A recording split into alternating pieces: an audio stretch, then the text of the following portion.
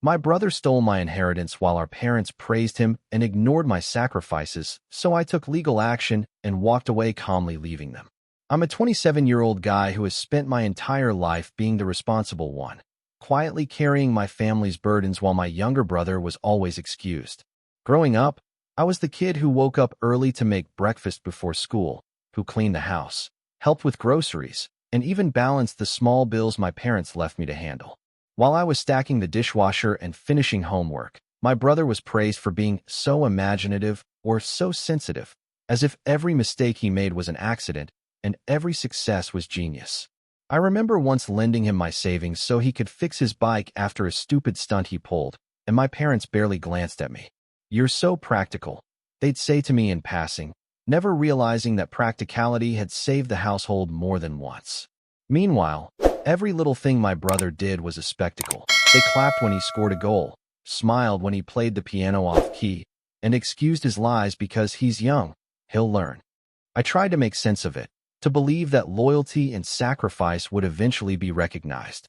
I told myself, I'm doing the right thing. One day they'll see. One day it will matter.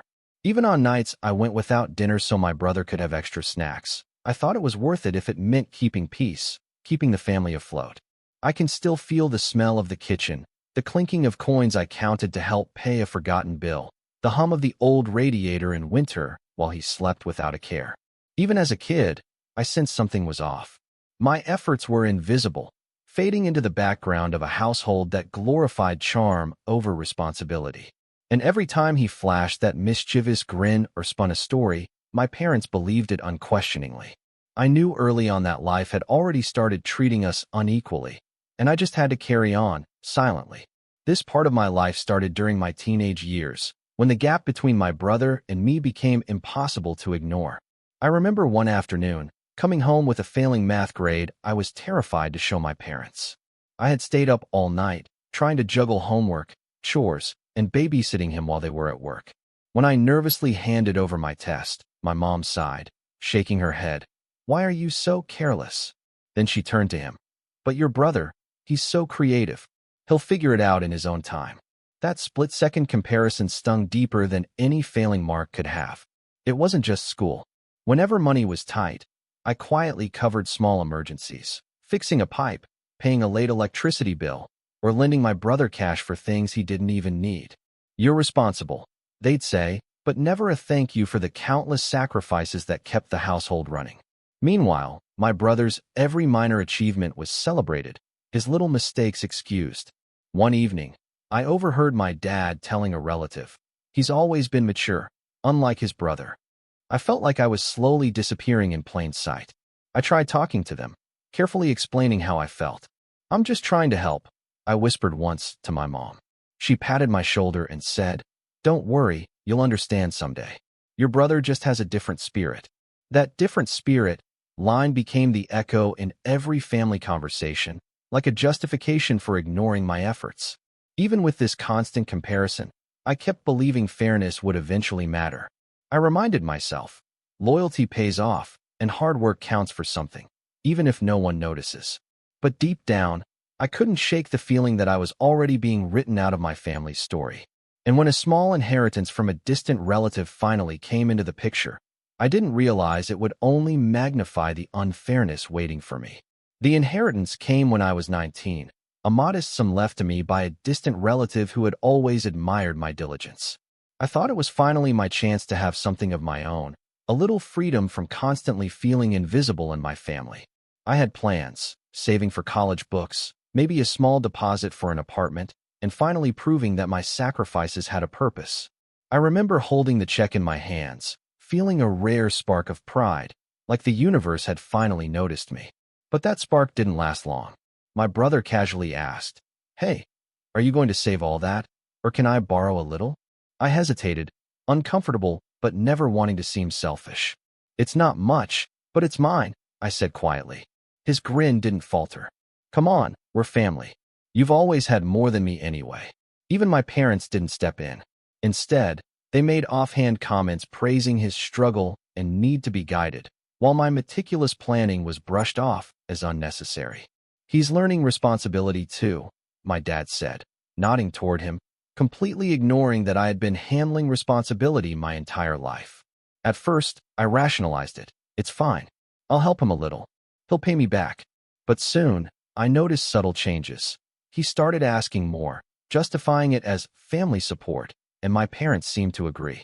My careful boundaries felt invisible, as if the world assumed I'd always give and he could always take. That creeping unease started to fester. I realized that this inheritance, something I had counted on for stability and pride, was becoming another arena where my sacrifices would be overlooked. My stomach would knot whenever he casually mentioned it, and I began to sense that this was more than just a loan. It was the beginning of something much bigger, something unfair, something I wasn't ready to confront yet. It wasn't until a few months later that the betrayal hit me fully. I discovered my brother had manipulated our parents into letting him claim the inheritance almost entirely as his own. I remember the moment I saw the documents, signatures I didn't recognize, approvals I hadn't been told about, and my name barely mentioned. My chest tightened, my hands shook, and for a second, I couldn't breathe. How is this possible? I whispered to myself, staring at the papers on my cluttered desk, the late afternoon sun casting long shadows across the room. I confronted him quietly first. Did you get all of it? My voice cracked, but he smirked, leaning back in his chair like it was no big deal. Yeah, he said casually, almost laughing. I mean, they agreed, didn't they? You've always had everything anyway. That smug, unapologetic grin burned into my memory. And my parents' reaction? Silence at first, then subtle praise. He worked hard for this, my mom said, patting his shoulder. He deserves it. My sacrifices, the nights I skipped meals, the chores I took on, the money I lent them quietly, they didn't exist in their eyes. I felt a wave of anger mixed with disbelief. Even the air felt heavier in the house that day. The stale scent of old carpets, the ticking clock mocking me, the way sunlight glinted off his new possessions like tiny accusations. Every smile from my parents toward him was a knife twisting in my gut. I realized in that moment that fairness was never part of their equation. It wasn't just money. It was validation, respect, recognition, the acknowledgement I had spent my life expecting. And now, watching them praise him openly while ignoring me, I understood the depth of the imbalance. This wasn't a small theft. It was the first real proof that my family's favoritism had concrete, devastating consequences. And I knew, though I tried not to admit it, that this was only the beginning. I thought maybe talking to my parents would fix it. I wanted them to see what had happened, to acknowledge the betrayal, and maybe even make it right. Mom, Dad, I need to be honest. I started one evening, trying to keep my voice steady. The inheritance, it's all gone to him, and it feels wrong. My dad leaned back in his chair, arms crossed. He needed guidance, he said flatly. You've always been responsible. You'll understand someday. I felt my chest tighten and my hands curl into fists. Understand? I had spent years carrying the weight of this family, quietly, responsibly, and they still couldn't see me. I tried again, softer this time. I didn't get a say. I earned this too. My mom shook her head, voice calm but dismissive. You're always so serious. He has his own journey. You just have to trust him. Meanwhile, my brother stood nearby, smirking, as if the confrontation itself was entertainment. Relax, he said, leaning lazily against the wall. It's just money. Don't take it personally. The words hit harder than I expected. Money wasn't the issue. It never had been. It was the principle, the validation, the acknowledgement of all the sacrifices I'd quietly made that counted. I spent that night lying awake on my bed, staring at the cracked ceiling, the hum of the radiator filling the silence. I could still smell the faint scent of the kitchen from dinner, feel the rough texture of the old quilt beneath my fingers, hear the distant traffic outside. Everything around me felt ordinary, but inside I was spinning with disbelief, hurt, and anger. By the end, I realized it wasn't just my brother's greed. It was my parents' deliberate blindness, their casual dismissal of my life's work. And as I stared at the ceiling that night, a quiet, cold determination began to settle in me. I knew this wasn't over. Not by a long shot. I realized talking wouldn't work. If anything, it had made things worse, showing me just how deeply my family had bought into my brother's lies. That night, I sat at my cluttered desk, papers spread out, and made a decision. If fairness wasn't coming from them, I would find it elsewhere. I started researching inheritance laws, reading every article, forum post, and legal advice column I could find. My fingers trembled as I bookmarked contacts for lawyers, scribbled notes, and calculated how to gather proof without tipping off my brother. Fear mixed with determination, a cold, focused resolve I hadn't felt before. The first step was gathering everything I had ever done for the household: receipts, bank statements, bills I'd paid, small contracts, even casual acknowledgments my parents had given me over the years. I photographed them, cataloged them, and built a timeline. Every quiet sacrifice, every sleepless night I spent covering responsibilities, suddenly had concrete weight. I could almost see the scales tipping in my favor, even if my family couldn't. But it wasn't just paperwork, it was emotional preparation too. I had to steel myself for confrontation in court, for the inevitable judgment from the people I had trusted most. I knew my parents would still try to manipulate the narrative, and my brother would act smug, thinking his charm could sway a judge. I felt a mix of anxiety and strange excitement. For the first time, I wasn't pleading for fairness, I was claiming it. I stayed up that night staring at the glowing screen, the hum of my laptop and the faint smell of coffee filling the room, the only witnesses to my silent vow. I whispered to myself, this is no longer about money. This is about respect. This is about them seeing me for once. And somewhere deep inside, I knew that once I started, nothing would stop me from uncovering the truth, even if it tore the family apart. The day of the first court hearing arrived, and I felt a mix of nerves and steely resolve I'd never experienced before. Walking into the courtroom, the smell of polished wood and paper hit me, and the faint murmur of other cases echoed through the space. My parents were there, stiff and silent, and my brother sat with a smug grin like he was about to watch a movie he already knew the ending to. I forced myself to stay calm, shoulders back, heartbeat steady despite the adrenaline. The proceedings began, and almost immediately, the familiar gaslighting started. My parents spoke in his favor, calling me ungrateful and too rigid, painting me as cold and selfish. My brother leaned back in his chair, crossing his arms, whispering to the lawyer, "See? Told you it's all fine." Each word cut deeper than any argument I'd ever had at home. But I stayed silent, letting them speak, while I kept my notes, my evidence, every receipt, every documented sacrifice ready. Then came the first shocking moment.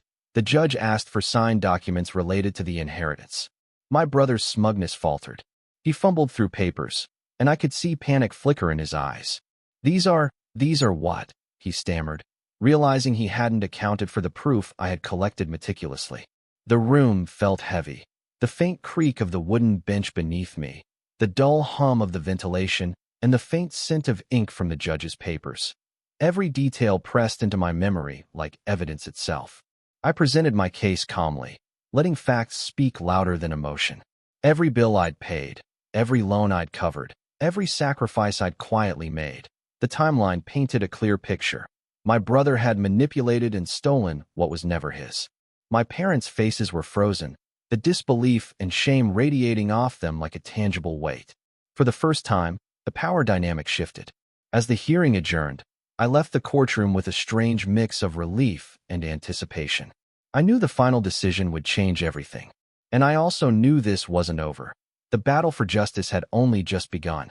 After that first hearing, I felt a strange mix of hope and exhaustion. I walked out of the courthouse into the late afternoon sunlight, the sharp smell of concrete and car exhaust filling my lungs, and for a moment, I almost felt free. But the reality hit hard the next day when my parents refused to speak to me, their eyes avoiding mine like I'd suddenly become invisible. My brother, on the other hand, flaunted small victories, posting little bragging updates about family support and success on social media, each one a sting I had to swallow. I spent nights staring at my ceiling, the faint hum of the radiator and the creak of the old floorboards keeping me company. Sleep was impossible. The betrayal gnawed at me from every angle. I questioned myself constantly. Am I overreacting? Is this really worth it? But deep down, I knew it was. This wasn't just about the inheritance anymore. It was about respect, recognition, and finally setting boundaries with people who had never truly valued me. At the same time, my brother started subtle sabotage. He questioned documents, claimed misunderstandings, and tried to manipulate anyone who would listen. Even some extended family quietly sided with him. hinting I was too serious or making a mountain out of a molehill. It felt like the walls were closing in, like I was fighting everyone at once. I had never felt so alone. The apartment smelled faintly of old coffee and paper, the hum of my laptop a constant reminder of the evidence I still had to organize. Every small sound, distant traffic, my own heartbeat, echoed through the emptiness, reminding me that no one in my family would back me. For the first time, I truly hit rock bottom, exhausted, isolated, and questioning whether pursuing justice was worth the emotional toll. And yet, beneath the exhaustion, a quiet resolve was forming. I knew I couldn't back down now. Walking away meant losing more than money. It meant letting them win completely. I realized that if I wanted to win, I couldn't rely on my family seeing reason. I needed allies, proof, and a strategy that left no room for manipulation. I spent days calling legal experts, researching case precedents, and reaching out to friends who could provide both emotional support and practical advice. Each phone call, each email, each meeting with a lawyer made me feel more grounded, more prepared. The anxiety never fully left, but it shifted into a cold focus. This was no longer just about emotion. It was about evidence, logic, and timing. I started organizing everything meticulously. Every bank transfer I'd made to cover bills, every grocery run where I had quietly paid for the household, every receipt for minor repairs I'd handled. Each piece was cataloged, time-stamped, and ready for scrutiny. It felt strange at first, turning years of sacrifice into a dossier, but it was empowering. For the first time, I saw my own life as undeniable proof of my responsibility and my brother's manipulation. Meanwhile, my brother began to show cracks. He underestimated my preparation, his usual confidence faltering when he realized I had records he hadn't accounted for. Small smirks faded into nervous glances when our lawyer mentioned documentation. My parents remained in denial, whispering excuses, but I could see the tension in their eyes, subtle, almost imperceptible, but real. Even small victories felt like blows to their facade. When a witness confirmed details I'd anticipated, I saw my brother's arrogance waver, like a mask slipping. The apartment felt charged when I returned home that night. The smell of old carpet, the hum of my computer, the faint aroma of leftover coffee, all quiet witnesses to my quiet, calculated rise. By the end of the week, I realized the confrontation in court was imminent. The anticipation was electric. Every detail I'd gathered, every step I'd taken, had led to this moment.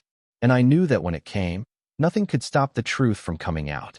The day of the major courtroom confrontation finally arrived, and the tension in the air was almost suffocating. The polished wood, the faint scent of old books and paper, and the quiet murmurs of other cases created a heavy atmosphere, like the building itself knew what was at stake. My parents sat stiffly, avoiding my eyes, while my brother leaned back in his chair, smirking as if he already owned the outcome. I kept my shoulders squared, hands resting lightly on my briefcase, every nerve alive and alert. When the judge asked for the complete documentation, my brother's composure faltered for the first time. He fumbled through papers, whispering to his lawyer, I thought we had everything covered. I could almost feel the tension vibrating in the courtroom, the faint creak of benches, the scratch of pens, and the low hum of the ventilation amplifying every heartbeat. The documents I had painstakingly collected, the receipts, bank statements, and records of every sacrifice, spoke louder than any emotional appeal. I calmly presented each piece, explaining the timeline and the contributions I had made over the years. Every bill I covered, every emergency I handled, every sacrifice I quietly made, these are documented, I said, my voice steady, firm. My parents shifted uncomfortably, their previous certainty eroding under the weight of the facts. My brother's smug grin disappeared entirely, replaced by tight-lipped panic. The room was silent for a moment, heavy and expectant. The clerk shuffled papers, the judge leaned forward, and even the air seemed to thrum with anticipation. The truth was out there, undeniable, and no amount of charm or gaslighting could hide it. For the first time, the balance of power had shifted. As the hearing adjourned for the day, I walked out feeling a strange mix of relief and anticipation. I knew the final verdict would be the culmination of everything. Every betrayal, every injustice, every silent struggle. And I also knew that when it came, it would change everything in my family forever. The verdict day arrived like the weight of a storm. I walked into the courtroom, the air thick with tension, the polished wood floors reflecting the harsh fluorescent lights above. My parents sat rigid, faces pale and tight, while my brother fiddled with his watch, trying to appear casual, though the tremor in his hand betrayed him. I stayed calm, taking slow breaths, letting every detail of the room, the faint smell of ink, the whisper of papers, the distant murmur of traffic outside, anchor me. When the judge read the decision, time seemed to slow. The court ruled in my favor. The inheritance was returned, along with additional damages for the manipulation and concealment my brother had orchestrated. The words hit me in waves, relief and disbelief washing over me like a tide. My parents froze, speechless, unable to argue against the undeniable facts laid bare in front of everyone. I watched my brother's face twist from smug confidence to anger and humiliation. He opened his mouth, probably to protest, but no one listened. His reputation crumbled under the weight of evidence and judgment. For the first time, I felt a sense of validation so deep it left me numb. All the years of invisible work, the silent sacrifices, and the constant favoritism against me had finally been acknowledged, not by words from my family, but by the law itself. The courtroom felt heavy with tension, the air almost vibrating with the shock of my victory. I stayed composed, my voice calm, my posture straight. I didn't need to gloat or shout. I had done what I came to do. Walking out, the sunlight hit me in a way that felt like a rebirth. The hum of life outside, the smell of fresh air, the distant city sounds. All of it felt like permission to finally breathe. I had claimed justice, and nothing they could say would ever take that away. And in that moment, I realized something crucial. I didn't need their approval anymore. After the verdict, life felt like a door finally opening after years of suffocating in darkness. I used the inheritance to reclaim control over my life, investing in my future, saving for stability, and finally pursuing goals I had put off for decades. Every step I took was deliberate, a reminder that I no longer needed to seek validation from people who had ignored my worth for so long. The weight of resentment that had kept me awake for countless nights slowly lifted, replaced by a quiet, steady confidence. I also began to heal emotionally. I stopped expecting my parents to apologize, to understand, or to ever see me the way I deserved. Their favoritism, their dismissive remarks, the casual way they excused my brother's behavior, it no longer held power over me. Even when I saw glimpses of them in social gatherings or family events, the anger had been replaced by a calm detachment. I could exist without being dragged into their drama, without needing their approval. The empowerment was subtle but profound. I noticed my brother's arrogance fading over time as friends and family witnessed the truth. His smug comments no longer landed. His attempts to belittle me fell flat, and I realized the most satisfying revenge wasn't confrontation. It was living well, thriving quietly, and letting reality speak for itself. I found freedom in silence, in boundaries, in living a life where I was finally in control. I could hear the faint hum of my apartment, smell the lingering aroma of coffee from morning, and feel the sun hitting my skin during evening walks without the weight of their judgments dragging me down. I had walked away calmly, financially secure, and emotionally liberated. I had claimed justice, reclaimed respect, and finally, I had myself. And as I looked toward the future, I knew one thing for certain. No one could ever steal my peace again.